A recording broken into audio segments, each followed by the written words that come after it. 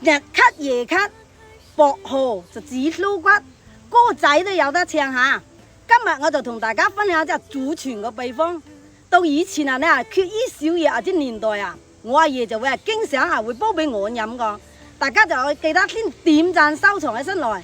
你咳蝦嘅時候啊，你就可以攞嗰啲個薄荷、止燒骨，再加多3片生薑，一齊啊煲水。你飲一次啊就見到效啦個。啲效果係相當好個。我哋就先將洗乾淨個薄荷同埋嗰啲止燒骨、生薑一齊啊放入啲煲裏，加2碗清水落去，用大火燒滾佢之後啊，再轉細火再煲佢15分鐘。你就一日飲佢2次，第2日啊佢就好啦。嗰啲個薄荷止燒啊，可以驅風散熱、化痰止咳個。關注我每日都會分享唔同嘅生活小妙招俾大家。